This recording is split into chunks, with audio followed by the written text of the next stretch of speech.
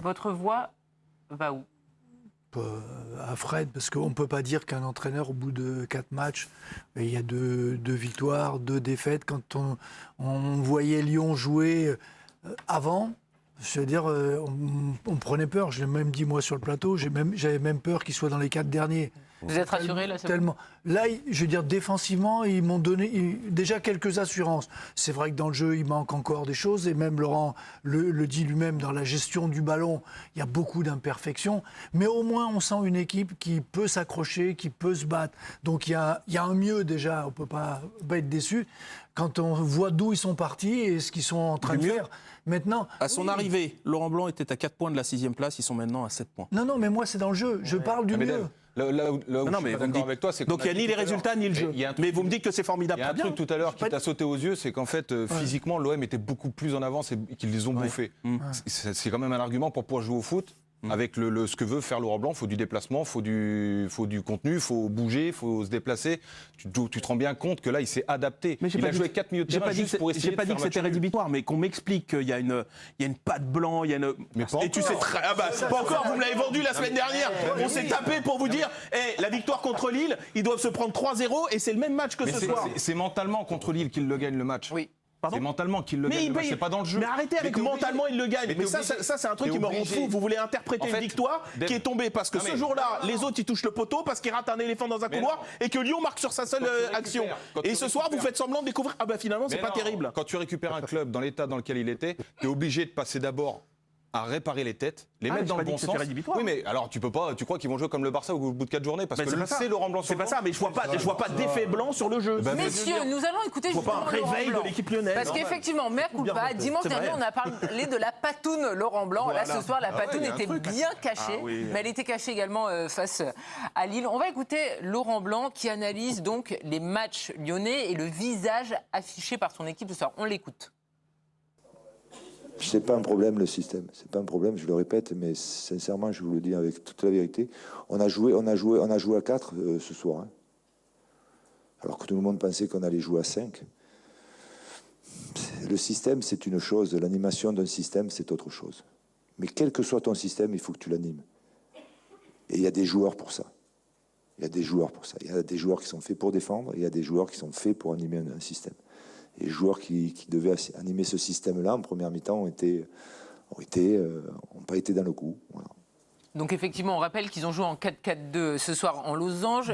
Par rapport à celui qui devait animer tout ça, et notamment les deux devant, il y avait Aouar qui a été sorti à la mi-temps. Il y a eu 2 changements à la mi-temps. Aouar et Dembélé qui ont été sortis, remplacés par Jeffren Adélaïde et Karl Toko et Cambi. Vous êtes d'accord avec Laurent Blanc ce soir? En fait, c'est sur la définition du système et de l'animation du système. Vous êtes d'accord forcément avec lui? Oui. Non, mais le fait qu'en fait, au niveau de l'animation, il y a un énorme déficit. Ah bah oui, ils ont perdu énormément de ballons. Et justement, des joueurs comme Aouar qui ont cette qualité, qui doivent créer du jeu, un peu poser le ballon, réussir à conserver le ballon un peu plus haut.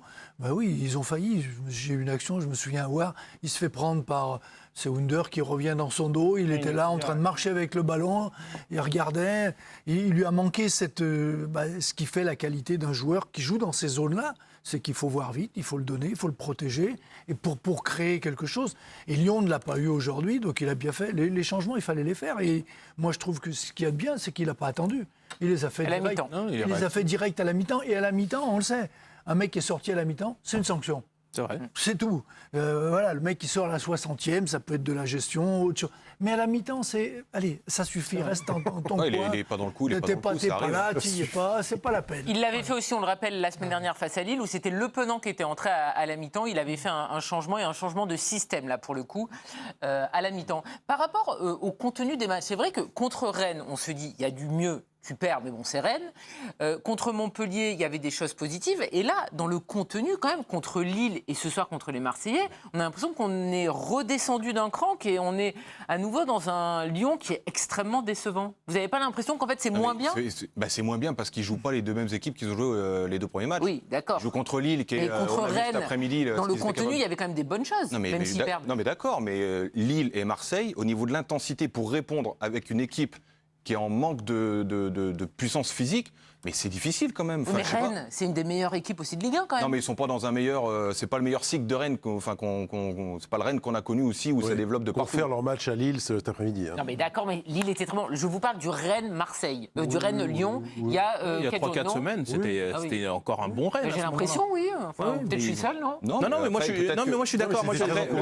Le système contre Marseille, c'est difficile de jouer le Rennes. Voilà, on voit comment ils ont des habitudes, on sait comment ils fonctionnent. Là, contre l'OM, il y a quand même Mbemba qui sort ailier droit. À un moment donné, il est ailier gauche, tout le monde comprend, ça part dans tous les sens. C'est difficile à suivre. Ouais, mais il y a aussi le fait que lui-même est en train de découvrir ses joueurs. Enfin, je ne veux pas dire qu'il tâtonne, mais il change de système. Il l'a dit, il cherche aussi une animation.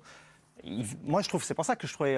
Il fait beaucoup de changements à la mi-temps aussi. Voilà, je trouve qu'il est en train de découvrir les joueurs à la fois dans leur profil, mais également aussi dans leur attitude, dans ce qu'ils sont capables de donner, comment est-ce qu'ils réagissent. Donc c'est pour ça que je trouve sévère. Évidemment qu'on n'est pas emballé par ce qu'on voit de la part du Lyon de Laurent Blanc, mais je trouve que être déçu alors qu'il n'a pas encore eu le temps d'imprégner son style, sa marque. Non, mais disons que j'ai pas et en plus, voilà, et qu'en plus, il a récupéré une équipe qui mentalement était à la cave. Bien sûr, mais j'ai pas senti non plus un électrochoc dans ce groupe. J'ai pas l'impression qu'il se dépouille tellement plus. De là être déçu, moi, je trouve que ce qu'analyse Raymond ce soir, quand il nous dépeint le truc, on en a fait des matchs de Lyon depuis des mois et des mois.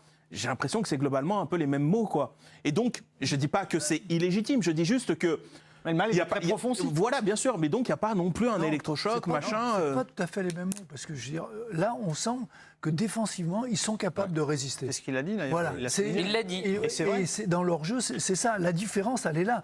Avant, tu te disais, sur chaque action, ils peuvent prendre un but. Et contre Lille, c'était exactement ça. Contre Lille, sur chaque action lilloise, ils peuvent. C'est vrai que moi, je suis pas d'accord. Contre Lille, franchement, c'est plus les Lillois qui doivent s'en vouloir eux-mêmes, comme ils peuvent s'en vouloir. Je ne sais pas si on reparlera de Lille-Rennes, mais ils doivent plier Rennes ce soir. Nous en parlerons. Voilà, on en parlera. Non, moi, je trouve que contre le Lille-Lyon, à chaque action de Lilloise, tu avais l'impression qu'il pouvait y avoir but. Sauf que ce soir-là, il décide. Jonathan David n'était pas dans un grand soir et Anthony Lopez, oui. Et souvenez-vous, des derniers matchs de Peter Bosz, avec un peu près de cohérence et de solidarité, c'était à Bollaert, à Lens, où Lyon résiste, mais on a l'impression qu'ils ne pourront jamais marquer. C'est vrai. Et que le but lensois qui finit par arriver est inéluctable. Ah bah oui. Là, on les sentait fragiles, on les sentait vraiment à la peine, quoi. Ils auraient pu perdre 3 ou 4-0. Effectivement. Voilà.